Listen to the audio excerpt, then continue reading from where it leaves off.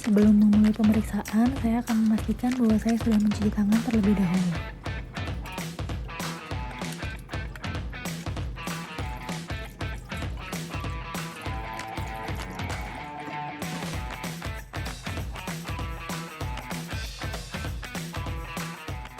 Pemeriksaan pertama adalah olfactory nerve, di mana di sini saya menggunakan tembakau dan juga kopi.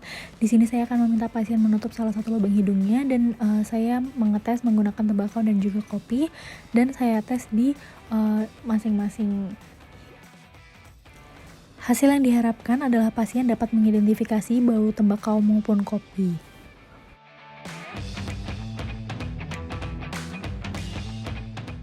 Pemeriksaan kedua adalah trigeminal nerve, di mana di sini saya akan memeriksa corneal reflex pasien, sensasi face dan scalp, motor function, dan juga jaw reflex. Pada pemeriksaan kali ini saya meminta pasien untuk melihat ke atas, melihat ke tangan saya, dan saya mengoleskan kapas dengan lembut di bagian limbus kornea. Di sini hasil yang diharapkan adalah pasien akan menutup matanya secara cepat atau refleks. Dan saya lakukan di kedua sisi. Pemeriksaan selanjutnya, saya akan meminta pasien untuk menutup mata dan juga merespon apabila ada rangsangan yang saya oleskan ke bagian dahi pasien. Di sini saya menggunakan kapas dan saya meminta pasien untuk berkata apabila pasien merasakan rangsangan tersebut.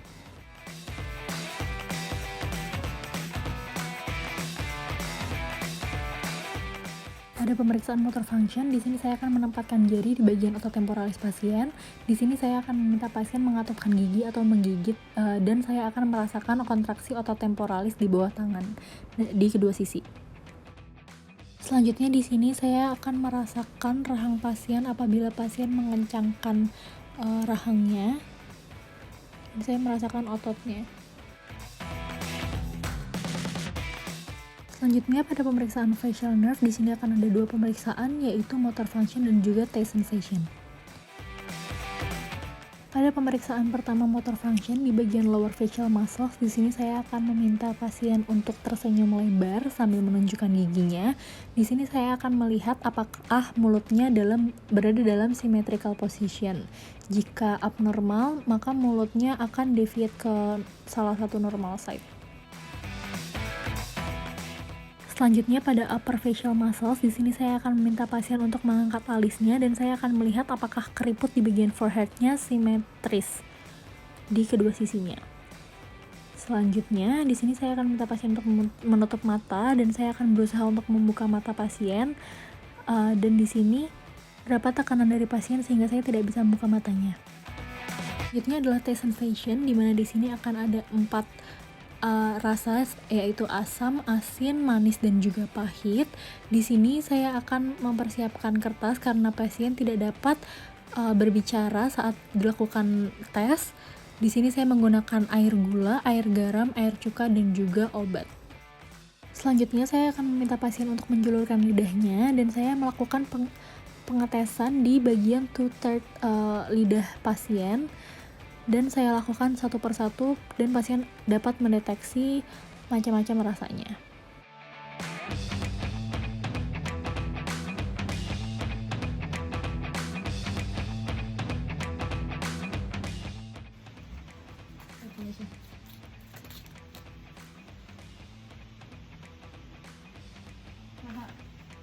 Itu lidah yang merasain manis yang sebelah mana, pahit mana?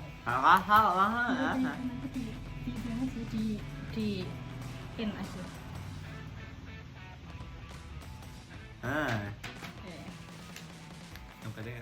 Pada pemeriksaan kali ini saya akan memeriksa taste sensation, bagian 1/3 dan juga gag reflex. Di sini saya melakukan cara yang sama dengan sebelumnya, di mana saya menggunakan 4 rasa, yaitu asam, manis, asin, dan juga pahit. Tetapi di sini saya lakukan di bagian ujung lidah pasien. Di sini pasien akan merasakan dan merespon rasanya.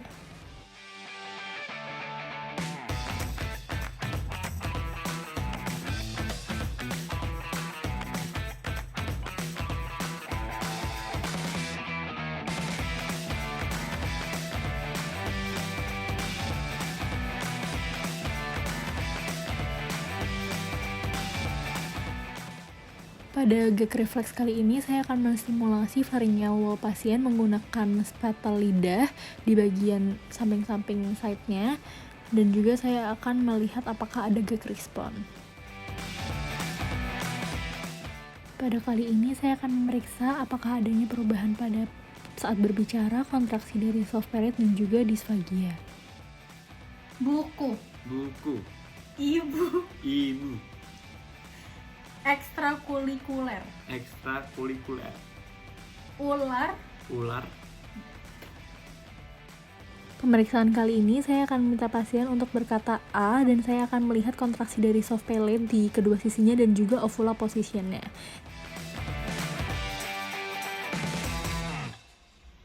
Pada pemeriksaan disfagia, saya akan meminta pasien untuk menelan, dan saya akan melihat apakah pasien kesulitan dalam menelan.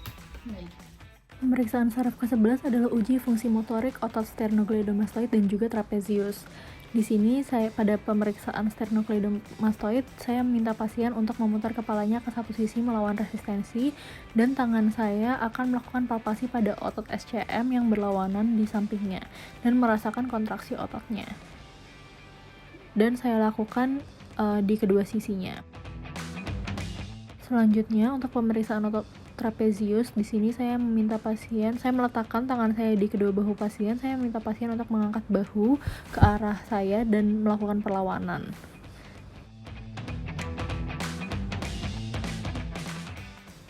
Pemeriksaan terakhir adalah tes motorik murni, di mana di sini saya akan meminta pasien untuk membuka mulut tetapi lidah tetap berada di dalam mulutnya.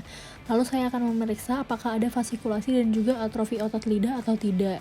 Selanjutnya, saya akan meminta pasien untuk menjulurkan lidah dan melihat apakah lidah menyimpang ke salah satu sisi.